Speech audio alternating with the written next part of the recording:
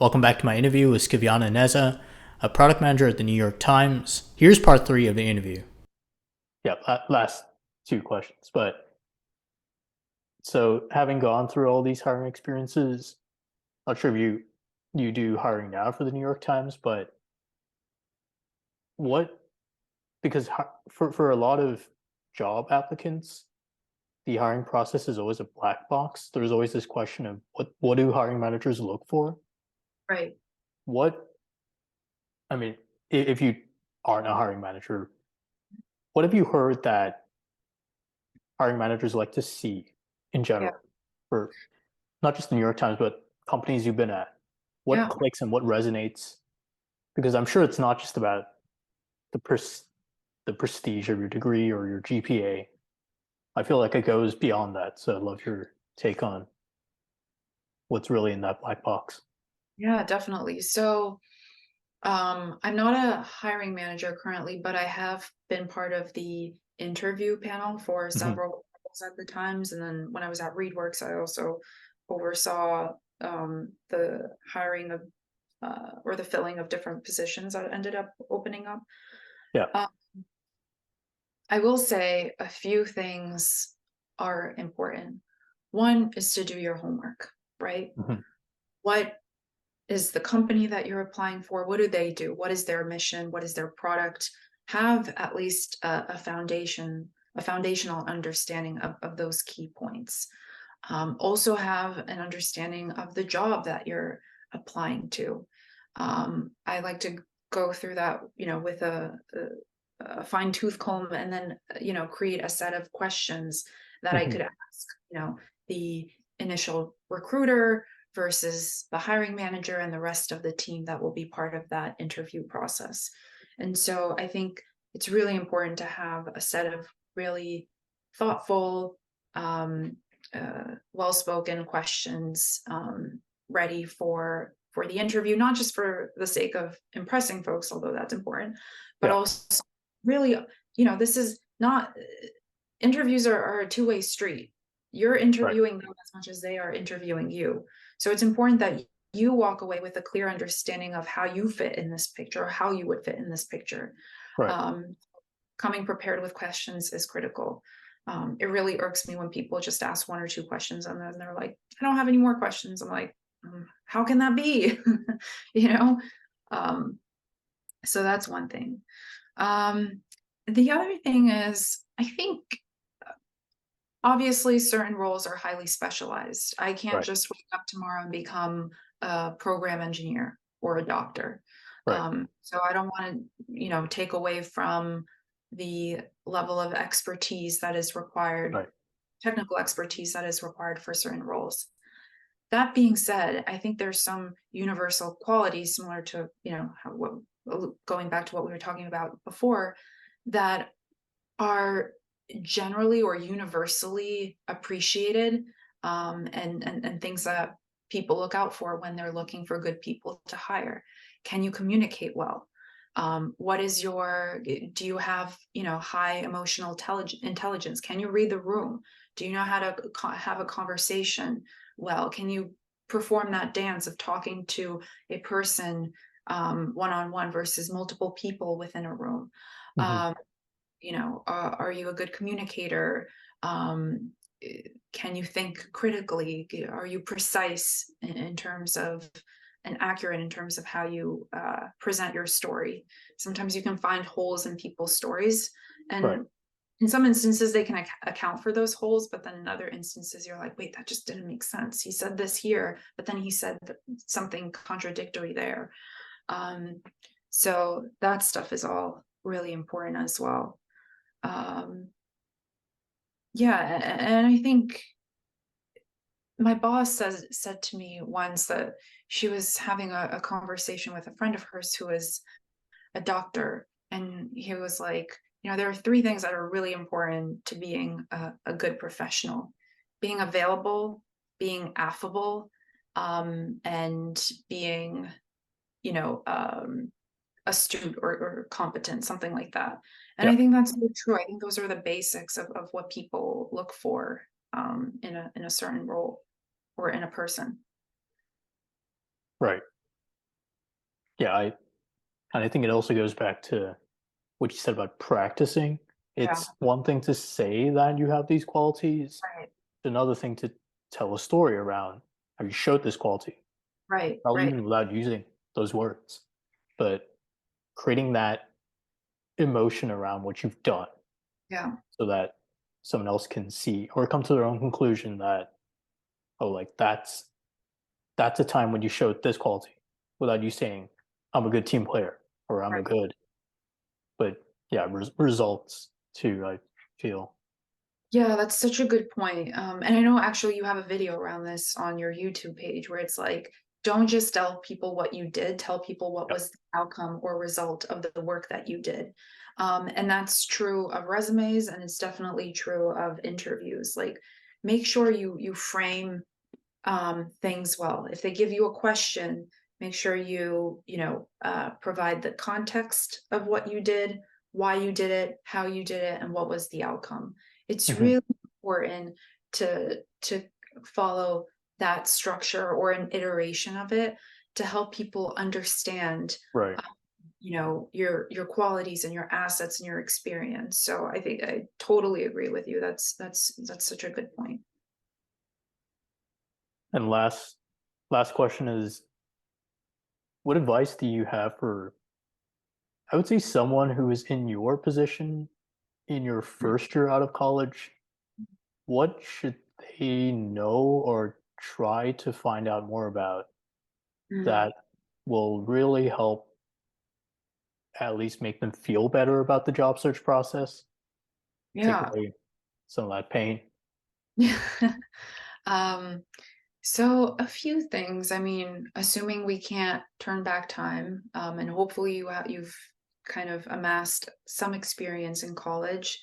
Right. Uh, really make sure to kind of follow these guidelines of highlighting those accomplishments or that experience in a way that is results oriented and really communicates the value of your work in these interviews and in your job searches and in talking with people. um, the other thing that's important is really to refine and improve your communication skills. How do you talk Mhm. to someone over the phone versus in person versus in a virtual hangout, versus within a group? That stuff is still really important. I know cold calling is kind of like an artifact of the past for some people, but there are times when you have to speak to someone on the phone, and so I Right. think these different modes of communication or ways of communication with people are things that are important to have as you expand your network, as you refine the story that you tell to people, when you tell it to them, whether you're just kind of giving them an idea of what you're looking for versus like formally interviewing for something. So kind of tailoring that message or that communication based on obviously the question, but also the context.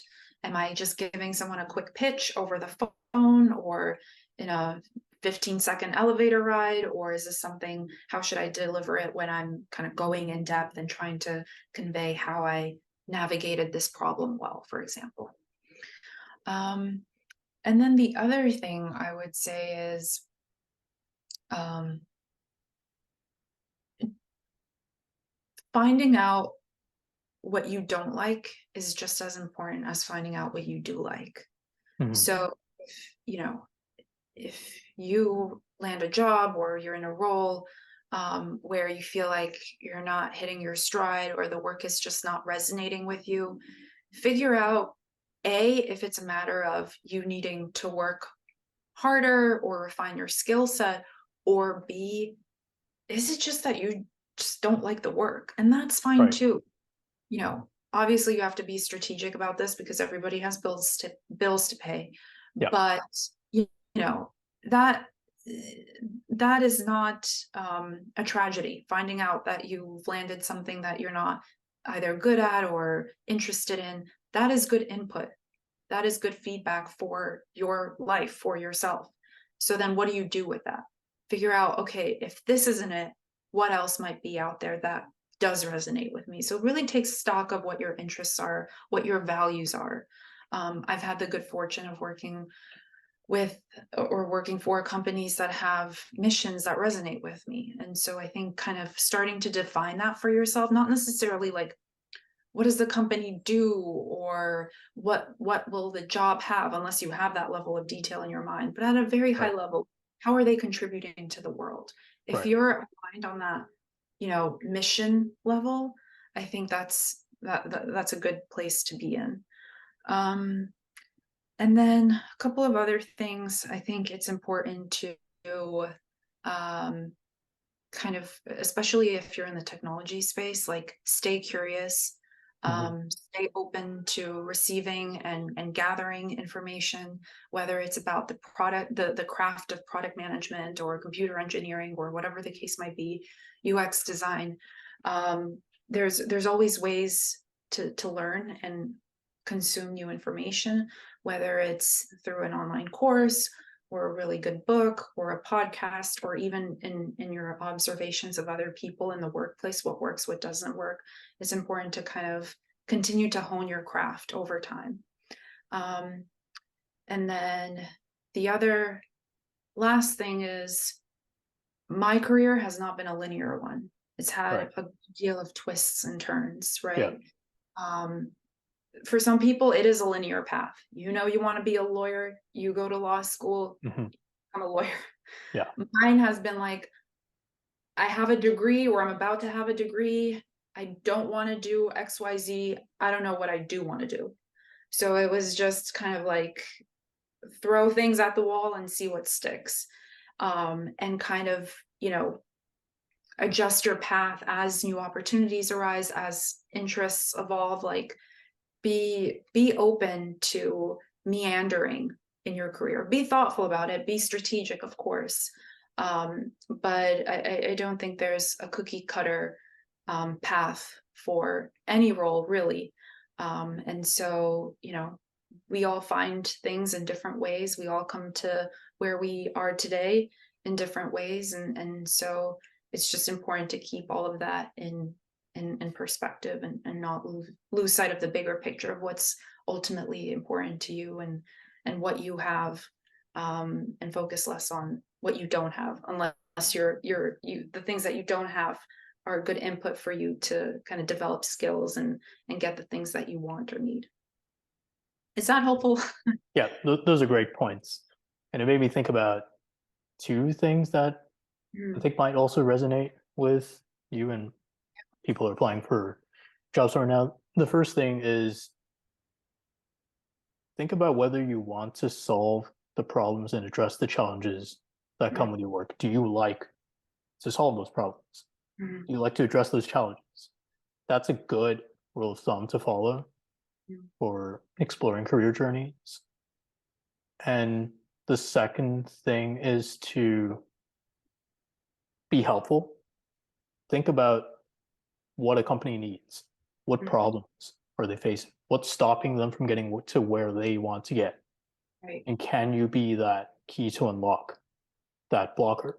Yeah. If you can speak in those terms, then you answer the question of what's in it for them to hire you. Versus, I just need a job.